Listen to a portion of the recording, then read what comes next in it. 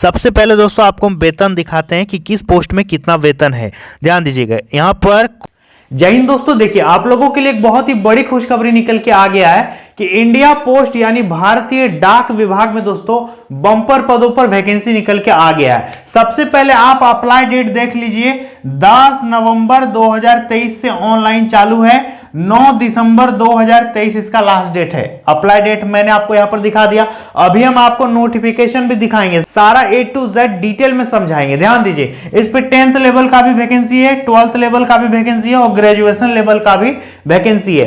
कौन कौन सा पोस्ट है दोस्तों, देखिए डाक सहायक, ठीक है, डाक सहायक का वैकेंसी है। इसके बाद डाकिया का वैकेंसी है जिसको बोलते हैं पोस्टमैन, ठीक है। इसके बाद मेल गार्ड का वैकेंसी है। इसके बाद छटाई सहायक का वैकेंसी है। इसके बाद MTS का वैकेंसी है। तो ये सारा डिटेल दोस्तों, एज कितना चाहिए, अप्लाई करने में कितना पैसा लगेगा, कौन कौन सा पोस्ट में कितना वेतन है, कैसे सिलेक्शन प्रोसेस है, योग्यता में और क्या क्या चीजें मांगा गया है, सारा A to Z मोबाइल के स्क्रीन में PDF हम आपको दिखाएंगे और बताएंगे, ठीक है। टोटल दोस्तों पोस्ट आप देख लीजिए, इतना पोस्ट है, तो हल्के में बिल्कुल नहीं लीजिएगा। यदि आप इंटरेस्टेड हैं तो जरूर से जरूर भरिएगा, ठीक है। तो चलिए चलते हैं फोन के स्क्रीन में। इससे पहले दोस्तों जो विद्यार्थी चैनल पर पहली बार आए हैं, अभी दोस्तों डाक विभाग में और भी बहुत तरह का वैकेंसी आने वाला है। आप लोग चैनल को सब्सक्राइब करके घंटी को ऑल पे प्रेस करके रखिएगा, ताकि जैसे हम वीडियो डालेंगे आपके पास वो वीडियो पहुंच जाएगा, ठीक है। 4 लाख हमारा सब्सक्राइबर होने वाला है। आप लोग जल्दी जल्दी सब्सक्राइब करो और 4 लाख की फैमिली को कंप्लीट करो। चलिए चलते हैं मोबाइल की स्क्रीन में और सारा A to Z दोस्तों देखते हैं। तो देखिए दोस्तों, हमने ऑफिशियल नोटिफिकेशन को डाउनलोड कर लिया। यहाँ पर डेट देखिएगा दोस्तों, 8 नवंबर 2023 का नोटिफिकेशन है, ठीक है। और ऊपर डेट वगैरह तो हम आपको बोर्ड में बता ही दिए हैं। मेन चीज़ हम लोग देखते हैं, ठीक है। सबसे पहले दोस्तों आपको हम वेतन दिखाते हैं कि किस पोस्ट में कितना वेतन है। ध्यान दीजिएगा, यहाँ पर कौन नंबर में देख सकते हो दोस्तों, आपका पोस्ट का नाम है डाक सहायक। इस पे दोस्तों आपका यहाँ पर जो भी नियम के अनुसार वेतन मिलेगा वो है लेवल 4 का। आपका यहाँ पर सैलरी है 25,500 से लेकर के 81,100 तक आपका यहाँ पे स्टार्टिंग सैलरी रहेगा, ठीक है। डाक सहायक में यदि आपका सिलेक्शन होता है तब। इसके बाद 6 नंबर वाला पोस्ट है दोस्तों छटाई सहायक। अब ये छटाई सहायक क्या है, इस पे लेवल 4 का सैलरी मिलेगा 25,500 से लेकर के 81,100 तक। इसके बाद 9 नंबर में है डाकिया, जिसको बोलेंगे पोस्टमैन, ठीक है। पोस्टमैन में दोस्तों ये लेवल 3 का पोस्ट है। इस पे 21,700 से लेकर के 69,100, इस पे वेतन कम है दोस्तों, ठीक है। पोस्टमैन में फिर भी वैकेंसी बहुत अच्छा है। इसके बाद 9 नंबर में देखिए मेल गार्ड का वैकेंसी है। मेल गार्ड में लेवल 3 का वेतन है 21,700 से लेकर के 69,100। और अगला जो पोस्ट है दोस्तों MTS, इस पे थोड़ा कम वेतन है, 18,000 से लेकर के 56,900 तक आपका शुरुआती सैलरी रहेगा। ये लेवल 1 का पोस्ट है। तो दोस्तों सब तरह का पोस्ट मैंने आपको दिखा दिया। यहाँ पर 1, 2, 3, 4 और 5, टोटल 5 तरह का वैकेंसी हो गया। डाक सहायक, छटाई सहायक, डाकिया, मेल गार्ड और मल्टीटास्किंग स्टाफ, सबका वेतन आपने देख लिया। आप चाहे तो इसका स्क्रीनशॉट भी दोस्तों ले सकते हैं। चलिए अब आगे देखते हैं। 3 नंबर पॉइंट में देखिए रिक्ति दिया है कि डाक सर्कलवार और कैडरवार अनुबंध 1 में दिया गया, मतलब कहाँ कितना वैकेंसी है ये दोस्तों सारा डिटेल ये बोल रहा है कि अनुबंध 1 में दिया गया है। अब हम लोग बात करेंगे यहाँ पर एज लिमिट को लेकर के, आयु कितना होना चाहिए। ध्यान दीजिए, विभिन्न पदों के लिए आवेदकों की आयु सीमा नीचे दी गई तालिका के अनुसार होगी। आयु सीमा निर्धारण करने की महत्वपूर्ण जो तिथि है ऑनलाइन आवेदन प्राप्त करने की अंतिम तिथि तक होगी। यानी एज किस दिन से आपका काउंट होगा, आप लोग पूछोगे ना, तो जिस दिन आपका अप्लाई करने का लास्ट डेट है उसी दिन आपका एज कम से कम और अधिक से अधिक हो जाना चाहिए। देखिए कौन नंबर में डाक सहायक में एज लिमिट कितना होना चाहिए, 18 से दोस्तों 27 साल, 18 से 27 ईयर्स। इसके बाद 6 नंबर में छटाई सहायक, इस पे एज लिमिट 18 से 27 साल। इसके बाद डाकिया का एज लिमिट देखिए 18 से 27 साल। इसके बाद मेल गार्ड का एज लिमिट 18 से 27 साल। MTS यानी मल्टीटास्किंग स्टाफ का एज लिमिट 18 से 25 साल दोस्तों यहाँ पर एज लिमिट रखा गया है, ठीक है। और एज लिमिट में दोस्तों आपको यहाँ पर छूट भी मिल जाएगा, ठीक है। आपको जो प्रावधान होता है एज में छूट भी देखने को मिलेगा।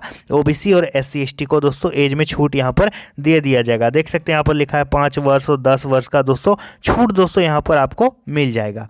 अब बात करेंगे दोस्तों यहाँ पर देखिए योग्यता क्या होना चाहिए 5 नंबर में, अपेक्षित शैक्षणिक एवं अन्य योग्यता। ठीक है, डाक सहायक और छटाई सहायक ये जो 2 पद है इस पे योग्यता आपका क्या मांगा है दोस्तों, ध्यान दीजिएगा। इस पे ये वाला पोस्ट में यदि अप्लाई कीजिएगा तो मान्यता प्राप्त विश्वविद्यालय से आपका ग्रेजुएशन होना चाहिए। ये दोनों जो सहायक वाला पद है ये ग्रेजुएशन लेवल का है। ठीक है, और कंप्यूटर में काम करने का आपका ज्ञान होना चाहिए। ठीक है दोस्तों, आपका एक तो ग्रेजुएशन होना चाहिए, दूसरा आपका कंप्यूटर में काम करने का ज्ञान मांगा है। ठीक है, सर्टिफिकेट नहीं मांगा है। इसके बाद 2 नंबर वाला पोस्ट है दोस्तों डाकिया और मेल गार्ड, ये 2 पद है। इस पे योग्यता क्या मांगा है ध्यान दीजिएगा। इस पे लिखा है कि मान्यता प्राप्त बोर्ड से 12वीं कक्षा उत्तीर्ण होना जरूरी है, 12th पास होना जरूरी है। इसके बाद ख नंबर में है कि 10वीं कक्षा या उससे ऊपर में एक विषय में संबंधित पोस्टल सर्कल या डिवीजन की स्थानीय भाषा उत्तीर्ण होनी चाहिए। पोस्टल सर्कल या डिवीजन के स्थानीय भाषा अनुबंध 2 के अनुसार होगी। यानी दोस्तों ये रीजनल लैंग्वेज की बात कर रहा है। ठीक है, यानी आपका 10th में या 10th से ऊपर जो आपने पढ़ा है उसमें जो आपका सब्जेक्ट था, ठीक है, इंडिया पोस्ट के अनुसार आपका एक जो रीजनल लैंग्वेज है वो उस पर होना चाहिए। समझ में आ गया, जैसे कि हिंदी हो सकता है, आपका बंगाली हो सकता है, तो ये दोस्तों होना चाहिए 10th में आपका एक सब्जेक्ट। ज़्यादा टेंशन वाली बात नहीं है, आपका होगा ही, चेक कीजिएगा। ग नंबर में कंप्यूटर में काम करने का आपका नॉलेज मांगा है, ज्ञान मांगा है। देखिए यहाँ पर सर्टिफिकेट का यहाँ पर जिक्र नहीं है, ज्ञान मांगा है। ठीक है, इसके बाद घ नंबर में 2 पहिया या हल्के मोटर वाहन चलाने का वैध लाइसेंस यानी ड्राइविंग लाइसेंस होना चाहिए। केवल डाकिया पद के लिए आपका डीएल होना चाहिए। ठीक है, ड्राइविंग लाइसेंस होना चाहिए केवल पोस्टमैन पद के लिए।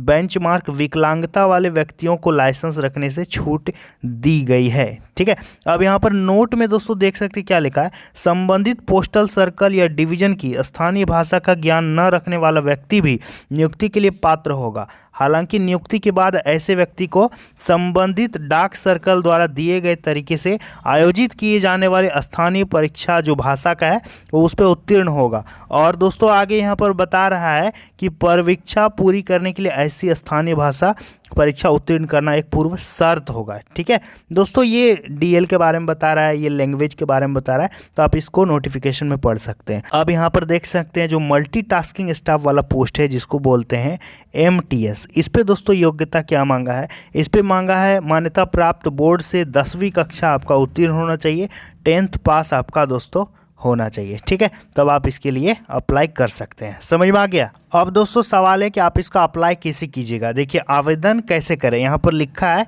आवेदन केवल, यहाँ पर वेबसाइट दिया गया दोस्तों dopsportsrecruitment.cept.gov.in पर ऑनलाइन मोड में दोनों संवर्गों यानी postal assistant, sorting assistant, postman, guard और मल्टीटास्किंग स्टाफ के साथ साथ पोस्टल सर्कल के लिए वरीयता क्रम में जमा किया जाएगा, यानी पोस्ट प्रेफरेंस देकर के आपको फॉर्म को भरना होगा। ठीक है, अब दोस्तों आपको एक ज़रूरी बात बताते चले दोस्तों, ध्यान दीजिएगा।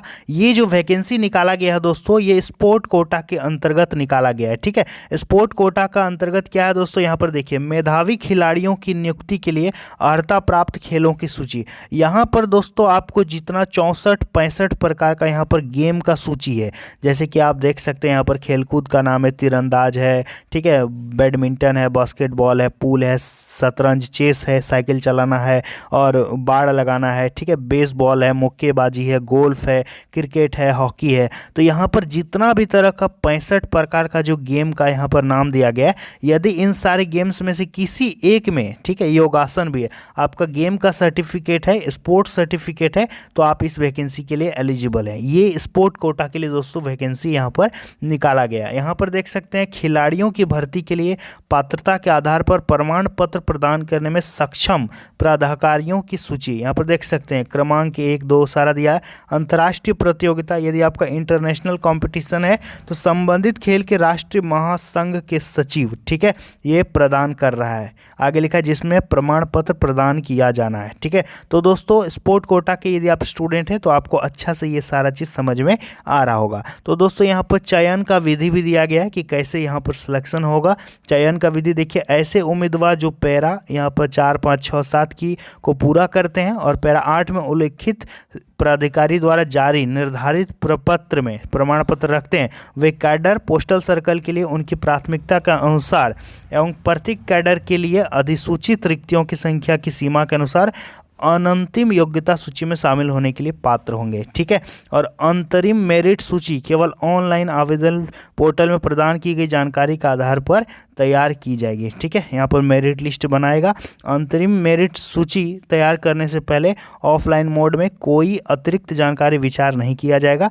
अभ्यर्थी को सलाह दी जाती है कि वे केवल खेलों में अपनी सर्वोच्च भागीदारी उपलब्धि का विवरण दें, यानी जो भी आपका अचीवमेंट है उसका आपको डिटेल देना है। उदाहरण के लिए किसी उम्मीदवार ने राष्ट्रीय और अंतर्राष्ट्रीय दोनों आयोजनों में भाग लिया है तो उससे ऐसे में सभी अंतर्राष्ट्रीय आयोजनों का विवरण प्रस्तुत करना होगा, जिसके लिए उसके पास वैध फॉर्म 1 और अन्य सभी उपलब्धियों का विवरण देने की आवश्यकता नहीं है। ठीक है, और दोस्तों यहाँ पर आपको पोस्ट प्रेफरेंस यहाँ पर देने बोल रहा है। अंतरिम योग्यता सूची तैयार करने के लिए खेल उपलब्धि को प्राथमिकता देने का यहाँ पर क्रम बताया गया है। ठीक है, आपका पहला पसंद, दूसरी प्राथमिकता, तीसरी प्राथमिकता, तो इस तरह से दोस्तों आपको यहाँ पर देना है। समझ में आ गया? तो दोस्तों ये स्पोर्ट कोटा की वैकेंसी है, यदि आप इंटरेस्टेड हैं तो भर सकते हैं। और यहाँ पर फ़ी आपको हम बता दें दोस्तों, यहाँ पर 100 रुपया मात्र पेमेंट रखा गया फॉर्म भरने के लिए, 100 रुपया। बाकी महिला उम्मीदवार, ट्रांसजेंडर उम्मीदवार, अनुसूचित जाति, अनुसूचित जनजाति, इन सबको दोस्तों भुगतान से छूट दी गई है, इनका पैसा नहीं लगेगा। और आप UPI नेट बैंकिंग कई तरह से आप दोस्तों जो भी जनरल कैटेगरी के OBC कैटेगरी वो पेमेंट कर सकते हैं। ठीक है, बाकी का दोस्तों यहाँ पर पेमेंट नहीं लगेगा। ठीक है दोस्तों, और आवेदन के लिए सुधार का विंडो 10/12 से लेकर के 14/12 तक खुला रहेगा। इस दिन तक आप करेक्शन कर सकते हैं, यदि कुछ गलती हो जाता है तो सुधार भी कर सकते हो। और ज़्यादा डिटेल के लिए दोस्तों ये वाला जो नोटिफिकेशन है हम अपने टेलीग्राम ग्रुप में शेयर कर देते हैं, आप वहाँ से इसको डाउनलोड करके बढ़िया से पढ़ लीजिएगा, तो फिर आप दोस्तों इसके लिए फॉर्म को भर सकते हैं। ये स्पोर्ट कोटा का वैकेंसी है। ठीक है, ये स्पोर्ट कोटा का दोस्तों वैकेंसी है। जो स्पोर्ट्स में से जुड़े हुए हैं आप इस फॉर्म को जरूर से जरूर भरिएगा और पक्का सिलेक्शन दोस्तों जरूर लीजिएगा। तो दोस्तों आप लोगों ने देखा ये स्पोर्ट कोटा की वैकेंसी है। यदि आप स्पोर्ट सर्टिफिकेट होल्डर हैं तो आप इसके लिए इजीली अप्लाई कर सकते हैं। ठीक है, आप किस पोस्ट के लिए अप्लाई करने वाले हो, आपका गेम क्या है, आप मुझे कमेंट बॉक्स में जरूर बताइएगा। तो चलिए दोस्तों मिलते हैं अगली वीडियो में। जय हिंद।